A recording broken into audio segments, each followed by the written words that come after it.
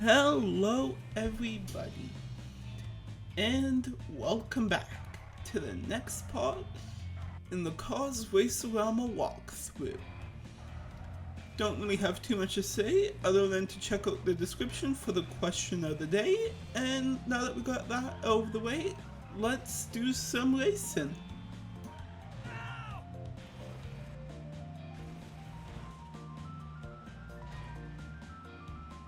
Oh, is this impressive? I hadn't noticed.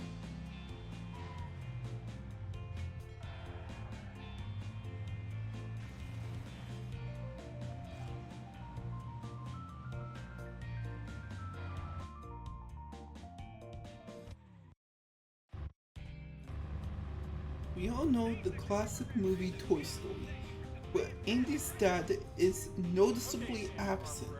Let's see what Well, today we may have an answer known only by the head of story on the movie, Joe Ranft, and the answer may shock you.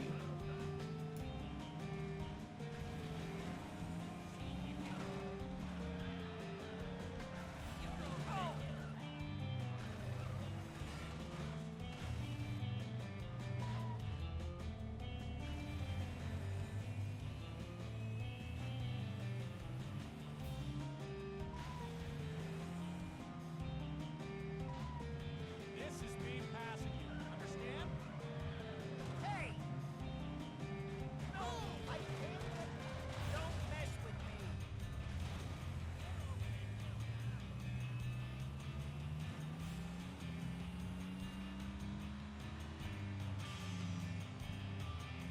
Remember, kids, I'm a professional.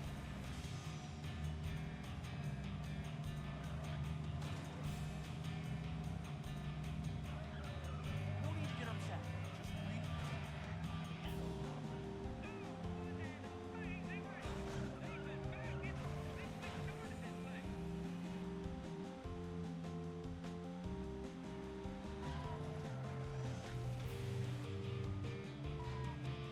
Red is the color of the season.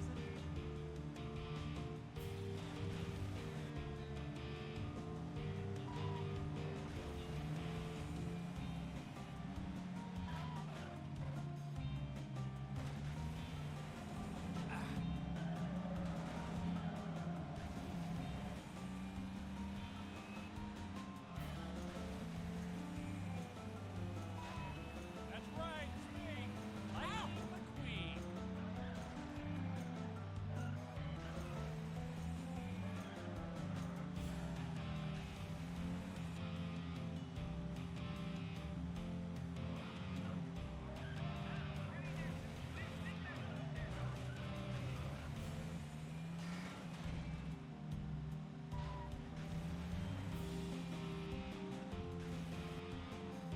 Okay, for any of this to make sense, let's first talk about Joe Ranft and his buddy Mike Mozart. Joe was the head of story at Pixar and a member of the Brain Trust, a group of people who would oversee all of the movies being produced. Ranft would also have a cameo in every movie at Pixar, voicing characters like Wheezy in Toy Story 2 and Helmick the Caterpillar in A Bug's Life. In 2006, during the production of Cars, he would voice the character Red, but unfortunately during production, he died in a car accident and the movie was dedicated to him.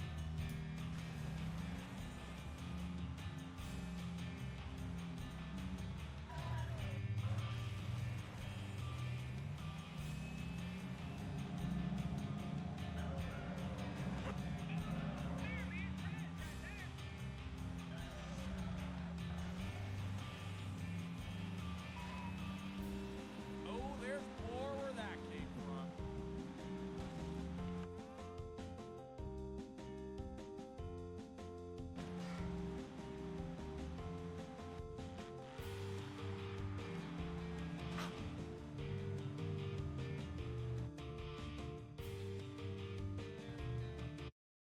Mike Mozart was an artist for Disney in Connecticut. One day, he had to take a business trip to California and thought he would pay Pixar a visit after being impressed by one of their first shorts, Knick Knack. When there, Mike met Joe and they became good friends, keeping in touch. They would write back and forth, and Joe would ask Mike questions. One of them was, what makes a toy real? Mike's answer formed Woody's backstory, which became an important plotline in Toy Story 2.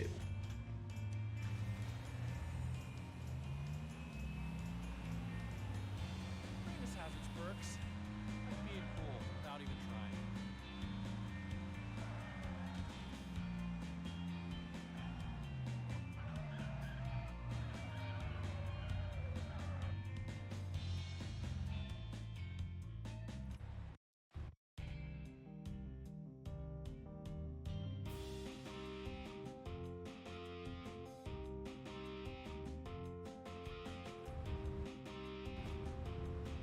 What do you say, team? Ready for a relay?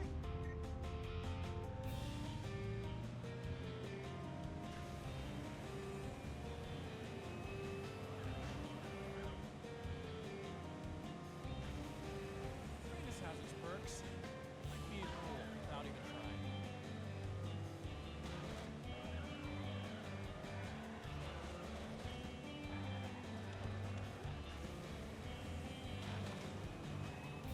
Oh, what just happened?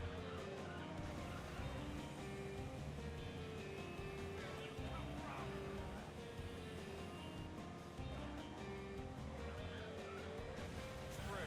That's just great.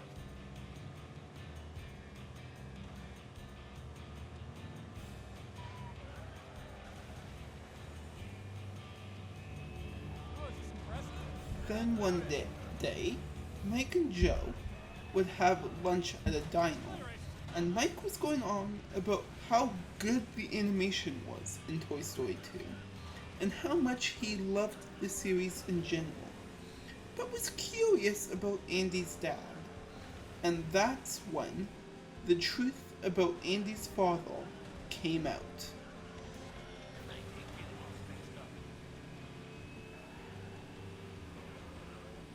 Watch the ribs!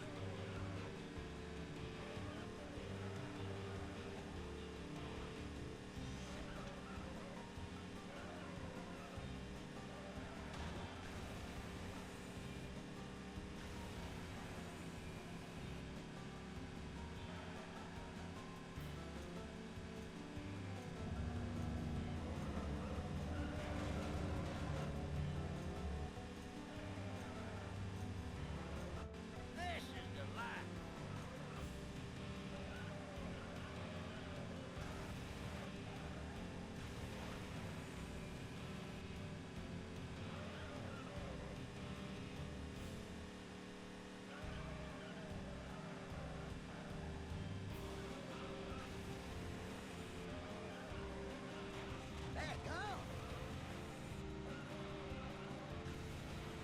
Never tried to be cool before.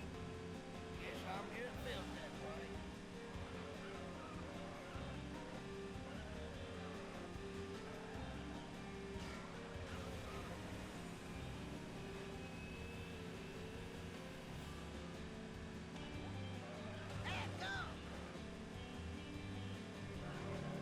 Whoa, where'd that come from?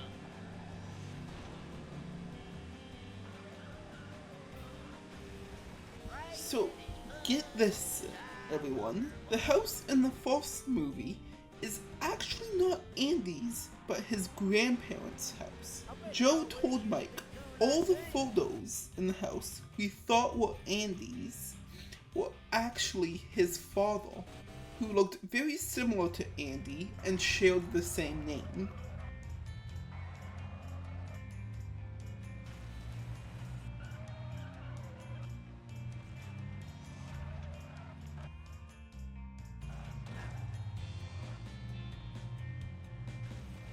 This has its perks. Like being cool without even trying.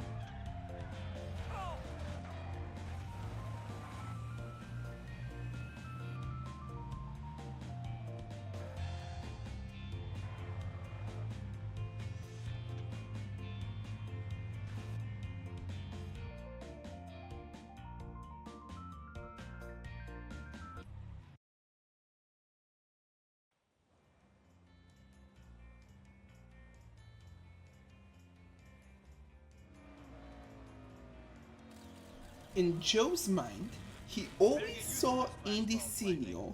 being sick with polio disease, his family being very poor, and worked for none other than Al's father, who owned a very successful dairy farm and was picked on by, by the other kids at school, including Al, who was the same age as Andy.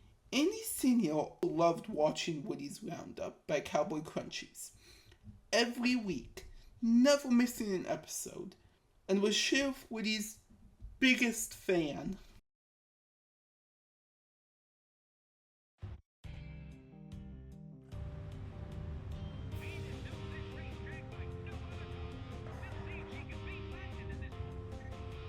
Just what I've been waiting for.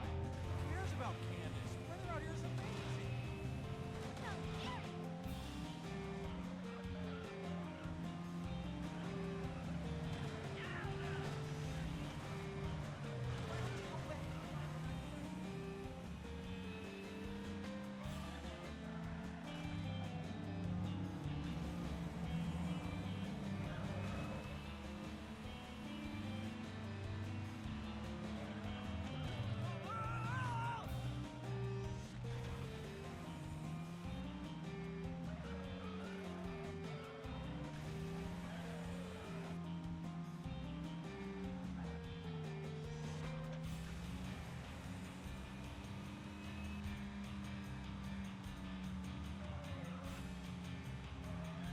One day, Cowboy Crunchies ran a promotion where you could get a Sheriff Woody doll by sending in 30 box tops of Cowboy Crunchies.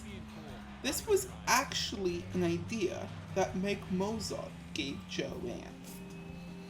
Anywho, because his family was so poor, they weren't able to afford enough cereal, only being able to save 7 box tops. But Andy Sr. decided he was still going to try. He sent in what he had with a letter saying how he is Woody's biggest fan and how his family was just too poor to get all the box tops. So could they please just overlook things and send him a Woody doll?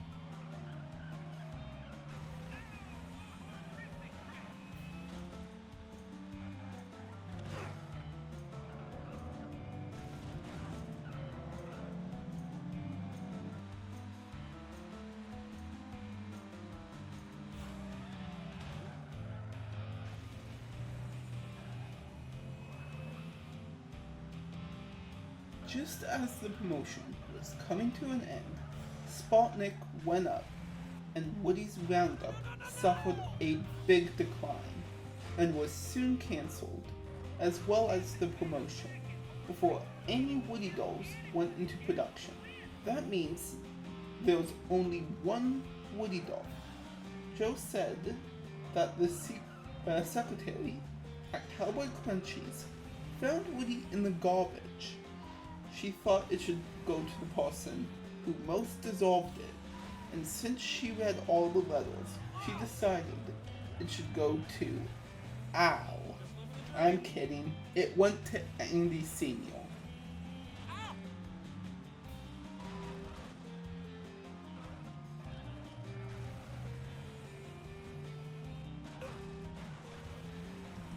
Soon after Andy got Woody, his condition got worse, needing to be sent to a hospital. And all his toys, including Woody, would need to be bombed. Andy could not accept this, so after all his toys were in the yard, he crawled as fast as he could and was able to save 3 toys: Woody, Mr. Potato Head, and Slinky Dog.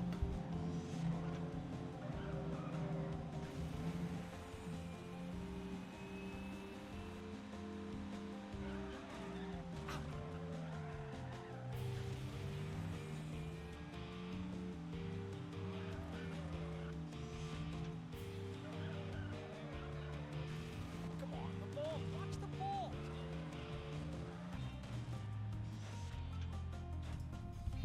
He He recovers and moves to Seattle, where he marries the mom, and they give birth to a healthy young boy named Andy Jr.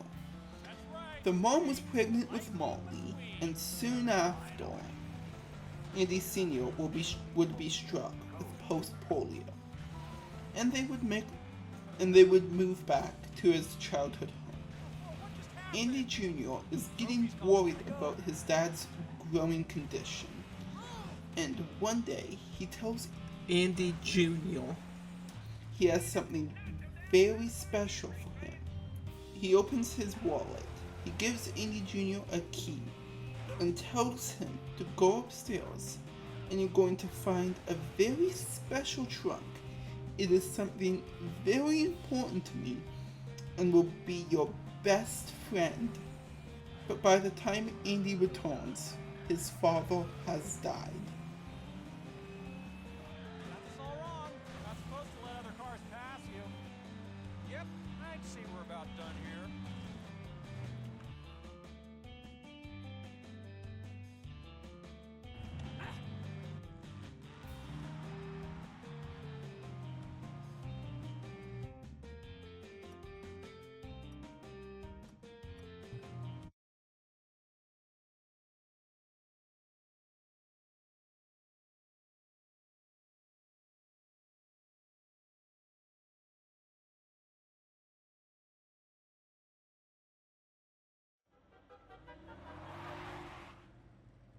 No. Daddy promised that I'd never lose. I'm calling him right now. Daddy, I want new tires, new paint, new everything. And I want it now! Whatever you want, sweetie. I'll make the usual arrangements. Thank you, Daddy. Now I've got some shopping to do. You know how buying always makes my hurt go away. Out of my way, you parasites. Daddy just opened a slew of platinum accounts on Romeo Drive, and I plan on maxing out every one.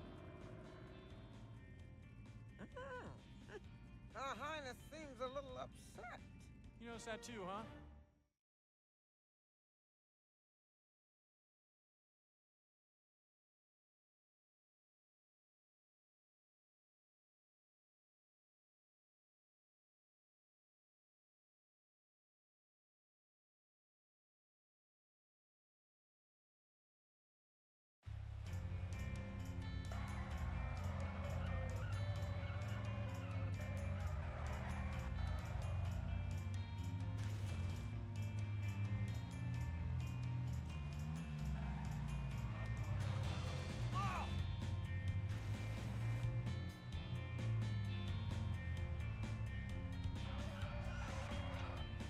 Kid, I'm glad I found you. We gotta hit the road.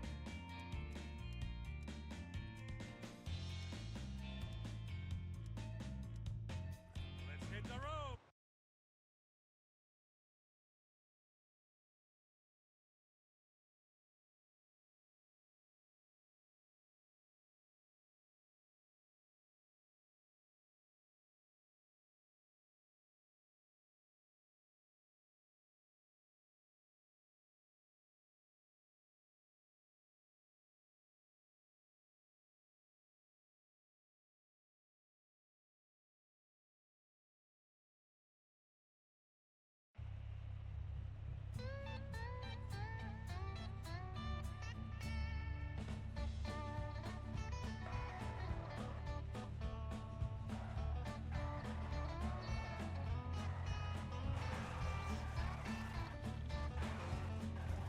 Alright, everybody.